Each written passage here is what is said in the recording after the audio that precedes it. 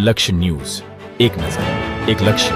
ડભોઈ સમસ્ત રાજપૂત સમાજ charitable trust દ્વારા આજરોજ વિજયાદશમી એટલે કે દશેરા પર્વને લઈને ભવ્ય શોભાયાત્રા તેમજ શસ્ત્ર પૂજનનું આયોજન કરવામાં આવ્યું હતું. આપણા અંગે સમસ્ત રાજપૂત સમાજ ચેરિટેબલ ટ્રસ્ટના ડભોઈ તેમજ તિલકવાડાના આગેવાનો અને યુવકો સહિત મહિલાઓ પણ આ શોભાયાત્રામાં જોડાઈ હતી અને શૌર્ય પ્રદર્શન સાથે ડભોઈના ઐતિહાસિક હીરા ભાગોળમાં ગઢ ભવાનીના દર્શન કરી ભવ્ય શોભાયાત્રા કાઢવામાં આવી હતી.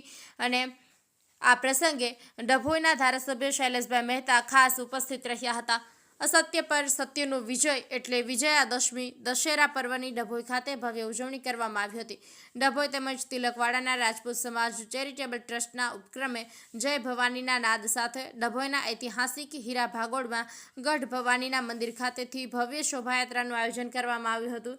આ પ્રસંગે ડભોઈના ધારાસભ્ય શૈલેષભાઈ મહેતા ખાસ ઉપસ્થિત રહ્યા. શોભાયાત્રા બાદ અડવાની હોલ ખાતે સમસ્ત રાજપૂત સમાજ ચેરિટેબલ ટ્રસ્ટ દ્વારા રાજપૂત સમાજના આગેવાનો યુવકો દ્વારા શસ્ત્ર પૂજન કરવામાં આવ્યું.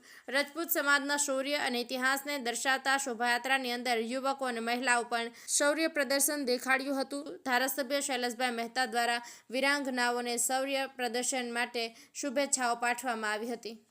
નિરંજન ચૌહાણ, ડભોઈ. આજે દશેરાનો દિવસ છે.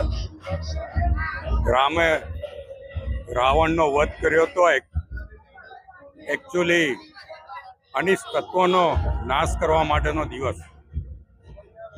રામ પણ ક્ષત્રિય હતા અને આજે ક્ષત્રિયો શસ્ત્રનું પૂજન કરે છે, શોભાયાત્રા કાઢે છે.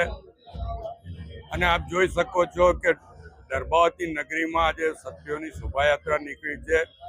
બેન દીકરીઓ તલવારને બાજી કરીને પ્રદર્શન કરી રહ્યા છે. જે એક વખતનો ઇતિહાસ હતો એ ઇતિહાસનું પુનરાવર્તન કરવામાં આવી રહ્યો છે.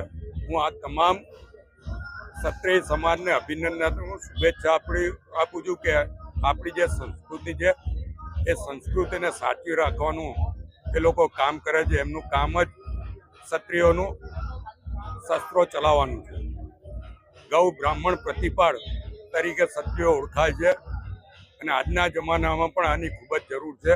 ત્યારે ક્ષત્રિયો પોતાના ધર્મનું આચરણ કરે અને ધર્મ પ્રમાણે વર્તે, એ જ આજના સમયની માંગ પ્રમાણે એ લોકો આજે જ્યારે શોભાયાત્રા કાઢી છે, બેન દીકરીઓએ તલવારબાજી કરી છે, એટલે એમને અભિનંદન, શુભેચ્છા.